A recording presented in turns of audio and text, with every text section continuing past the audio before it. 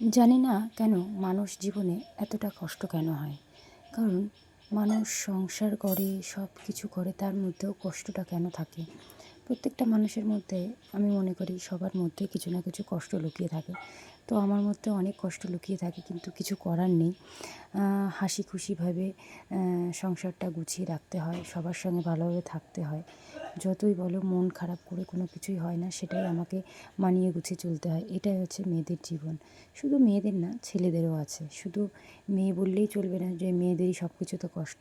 একটা ছেলে মানুষেরও কিন্তু অনেক কষ্ট লুকিয়ে থাকে, তারা হয়তো বোঝায় না, কিন্তু আমরা হয়তো একটু বুঝিয়ে তাদের সঙ্গে একটু শেয়ার করে মনটা হালকা করি, কিন্তু আমাদের মনে কষ্টটা একটু বেশি থাকে। ওরা হয়তো বলে না।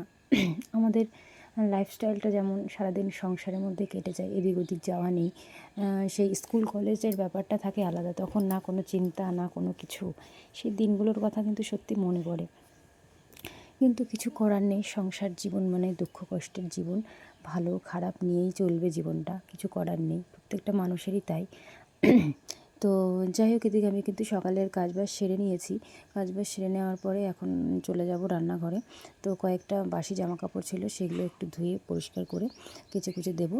আর এদিকে আমার গাছের টমেটো গাছের অবস্থা খুবই খারাপ। এত টমেটো দিয়েছে গাছে, কি বলবো। বেগুন হয়েছে অনেক, প্রায় 3-3.5 মাস পরে গিয়ে গাছে একটু ট্রিটমেন্ট করার পর বেগুন হয়েছে।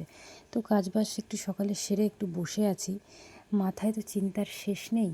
কি চিন্তা বলবো, মানে একটা সমস্যা যায় তো আরেকটা সমস্যা আসে।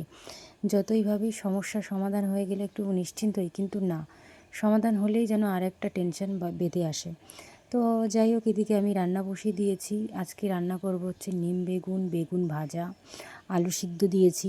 আর এদিকে করব মসুরির ডাল পেঁয়াজ দিয়ে, আর হচ্ছে গাছের টমেটো দিয়ে পুঁটি মাছের একটু চচ্চড়ি। এটা আমি ফার্স্ট টাইম করলাম, খুবই ভালো লাগে খেতে।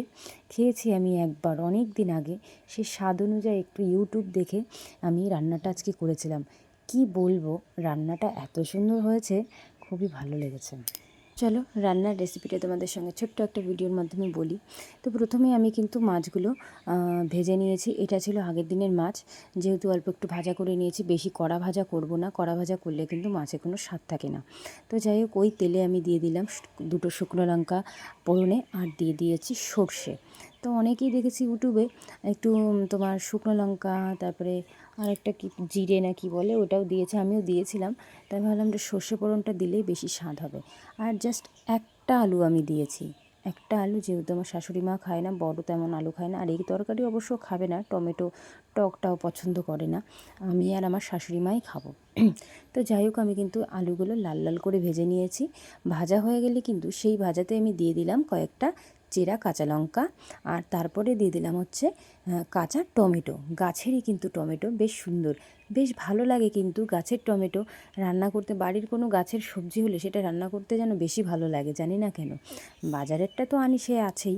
তো যাই হোক, এদিকে আমি পরিমাণ মতো লবণ দিয়ে দিয়েছি, আর দিয়ে দিলাম পরিমাণ মতো হলুদ। নিয়ম মতো অল্প একটু দিলেই হবে, বেশি দেওয়া না, যেহেতু আমি অল্প রান্না করছি। 2টো না 3টে টমেটো এখানে আছে, আর একটা আলু। তো যাই হোক, এটাকে আমি সুন্দর করে কষিয়ে নেব। আর রান্না করে বসে আছি, গরমের যা ভাব পড়েছে, ভাবছি এবার মনে গরম ভীষণভাবে পড়বে। কিছু করার নেই, গরম সহ্য করাই লাগবে। যেরকম ঠান্ডাটাও সহ্য করেছি, তেমনি গরমটাও সহ্য করতে হবে।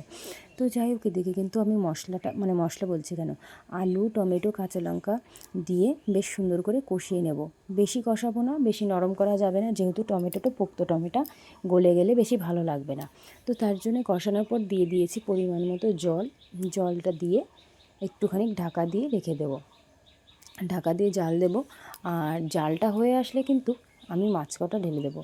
যেহেতু মাছ দিয়ে যদি বেশিক্ষণ জাল দিই, ততটা ভালো লাগবে না, যে কারণে আমি আগে টমেটো আলুগুলো একটু গলে আসলে, মানে একটু নরম হয়ে আসলে, আমি কিন্তু শেষে মাছটা দিয়ে দেব। আর তার আগে কিন্তু আমি কিছুটা ভাজা জিরে তুলে রেখেছিলাম, আর এটাই লাস্টে আমি দেব, ভাজা জিরে।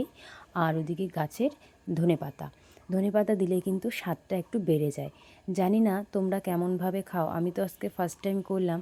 অবশ্যই কমেন্টে জানিও কেমন হয়েছে রান্নাটা, তাহলে বুঝবো যে না, আমার রান্না ঠিক হয়েছে কি ভুল। তো যাই হোক, এদিকে কিন্তু আমি মাছগুলো দিয়ে দিয়েছি। মাছগুলো দেওয়ার পরে কিন্তু সামান্য একটু জাল দেব। জাল দেওয়া হয়ে গেলে কিন্তু শেষে আমি দিয়ে দেবো হচ্ছে ওই যে ভাজা জিরে আর বাড়িতে লাগানো হচ্ছে ধনেপাতা, একদম টাটকা ধনেপাতা, সেটা এনে কুচি করে হাতেই কুচি করেছি, বটিতে আর কাটিনি, দিয়ে কিন্তু আমি গামাখা করে একটু জাল দিয়ে নামিয়ে দেব। ব্যাস হয়ে গেল আমার টমেটো পুঁটি মাছের চচ্চড়ি। চচ্চড়ি বলে কি জানি না, কিন্তু বেশ ভালো লাগে খেতে। আমার তো খুবই সুন্দর লেগেছে খেতে। নেক্সট টাইম রান্না করলে আমি ঠিক অনেকটাই খাবো। সেদিন আমি এক টাইম খেয়েছিলাম, বাড়িতে ছিলাম না বলে তো খেতে পারিনি। তো যাই হোক, এদিকে কিন্তু তারপরে আমি বসিয়ে দিয়েছি হচ্ছে ডাল। ডালটা একটু মুসুরির ডাল করব আজকে। আগের দিন মা করেছিল মুগের ডাল, তো আজ আমি ভাবলাম মুসুরির ডালটাই করি।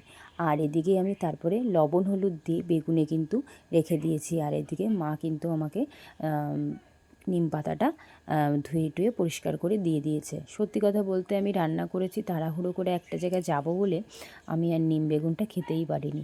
এত কিছু রান্না করেছি, খেয়ালই নেই। তো যাই হোক, কিছু করার নেই। তো মা বলছিল নিম বেগুনটা তেমন ভালো হয়নি, নিম পাতাটা অনেক দিনের তো। তো যাই হোক, নিম পাতাটা একটু কচি পাতা বা একটু হালকা ভালো হলে ভালো লাগে খেতে। এটা অনেক দিনের পাতা বলে সেই স্বাদটা হয়তো আসেনি, আর কড়া হয়ে গেছিলো। তো যাই হোক, বলতে বলতে দেখো এদিকে আমার ডালটা কিন্তু অলমোস্ট হয়েই গেছে। ডালটা দিয়ে দিয়েছি পরিমাণ মতো জল, আর দিয়ে দিলাম হচ্ছে কাঁচা লঙ্কা। বেশি গাঢ় করব না আর বেশি পাতলাও করব না মুসুরির ডালটা। পেঁয়াজ দিয়ে করব, পেঁয়াজ আর টমেটো দিয়ে। তো যাই হোক, তোমরা পেঁয়াজ ডাল খেতে বেশি পছন্দ করো না টমেটো ডাল? আমি কিন্তু পেঁয়াজ ডালটা বেশি পছন্দ করি। টমেটো ডালটাও খাই নিরামিষে, কিন্তু ভাবলাম আজকে পেঁয়াজ ডালটাই করি। অনেক দিন পরেই মুসুরির ডাল খাওয়া হচ্ছে, অনেক দিন খাওয়া হয় না ডাল। তো যাই হোক, আমি ডালটা ফোড়নের জন্যে নামিয়ে রেখেছি আগে জাল দিয়ে, দিয়ে দিলাম পরিমাণ মতো তেল। এখন যা আমাদের তেলের অবস্থা, বাড়িতে কিনতে কিনতে শেষ।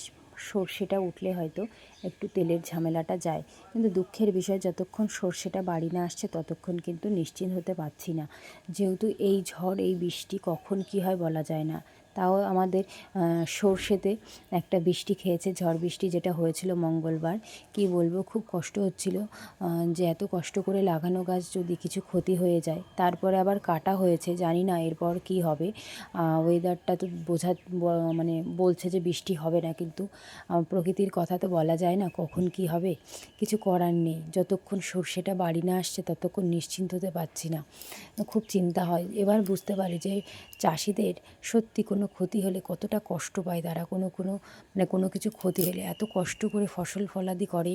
একটা ফসল ফলাতে গেলে যে এত কষ্ট হয়, সেটা না করলে হয়তো আজ জানতে পারতাম না। তো যাই হোক, বলতে বলতে দেখো এদিকে আমার কিন্তু রান্না সব কিছু হয়েই গেছে। আর লাস্টে আমি বসিয়ে দিয়েছি হচ্ছে এই যে বেগুন ভাজা। আমাদের এই গাছেরই বেগুন, কি বলবো, আমি কিন্তু একটু ফোঁটাও চিনি দিইনি, শুধু জাস্ট লবণ হলুদ দিয়ে একটু মাখিয়ে রেখেছিলাম কিছুক্ষণ। তাতেই আমার বেগুনটা এত সুন্দর গলে গেছে, কি বলবো, একদম নরম তুলতুলে। তারপরে আমি শেষে বসিয়ে দিয়েছি নিম বেগুনের জন্য, বেগুন ভাজা করছি। সামান্য একটু তেল দিয়েছি কড়াইতে, একটু দাগ দাগ হয়ে যাচ্ছে যেহেতু একটু জালটা বেশি উঠছে। তো যাই হোক, এদিকে আমার বেগুন ভাজা হয়ে গেলে লাস্টে আমি বসিয়ে দিয়েছি হচ্ছে নিম পাতা। যাই হোক, অলমোস্ট আমার রান্না হয়ে গেছে। আর এদিকে আমি হঠাৎ করে যাচ্ছি আমার জায়ের বাবার বাড়িতে, তাই রেডি হয়ে নিয়েছি তাড়াতাড়ি করে রান্নাবান্না সেরে। তো ঘরে পুজো দিয়ে তারপরে আমরা বেরিয়ে পড়লাম তাড়াহুড়ো করে ওর বাবার বাড়ির উদ্দেশ্যে, যেহেতু অনেক দিন পরে যাচ্ছি। আর একটা কাজের উদ্দেশ্যেই গেছিলাম। এই যে তোমরা দেখতে পাচ্ছ কাঁথাটা, এটা সেলাই করার কাজ। এটাই বাড়ি বসে করব ভেবেছি। বসে বসে থাকার থেকে কাজ করলে তাও মন মানসিকতা ভালোও থাকবে আর দুটো টাকাও আসবে, যেটার বাস্তব সেটাই। শুধু তো বসে বসে থাকা না, হাতে দুটো টাকা আসলেও বা কী সমস্যা তো নেই, হাতের অনেক কাজ মিটে যাবে। তো যাই হোক, নিয়ে এসছি, জানি না করতে পারবো কি না, চেষ্টা করব ভালোভাবে করার। তো যা, আর আমি এসছিলাম এখানটায়, তো বা তারপরে এসছিলাম ওর বাবার বাড়িতে। এই যে কাকিমা বসে আছে, ছাগলদের খাওয়াচ্ছে। প্রচুর কাজ আর ছিল, তাই সময় পাইনি। যাই হোক, আমরাও অনেক বেশিক্ষণ ছিলাম না, কারণ আধ ঘন্টা থেকেই আমরা খাওয়া দাওয়া করে বেরিয়ে পড়েছি। এই যে ছোটুরামটা আমাদের সামনে রয়েছে, আমার জায়ের মেয়ে। তারপরে আমরা বেরিয়ে পড়েছি, যেহেতু অটো আসতে লেট হবে বলে। তো আমরা আগেই বেরিয়ে গেছি। তাও আমাদের কপালটা এতই খারাপ, প্রায় আধ ঘন্টা আমরা দাঁড়িয়েছিলাম রাস্তায়, একটা গাড়ি আসেনি। প্রায় আমাদের বাড়ি আসতে আসতে 5:30 বেজে গেছে। তারপরে আমাদের লাইনের অটোটাও ঠিকমতো চলে না। কি বলবো, সত্যি কথা বলতে ঠিকমতো অটো না পেলে না ভীষণ রাগ হয়, কিন্তু কিছু করার নেই। তো যাই হোক, আমরা গল্প করতে করতে তিনজনে কিন্তু বাড়ি চলে আসলাম। তো যাই হোক বন্ধুরা, ভিডিওটা এই পর্যন্ত শেষ করছি। ভালো লাগলে অবশ্যই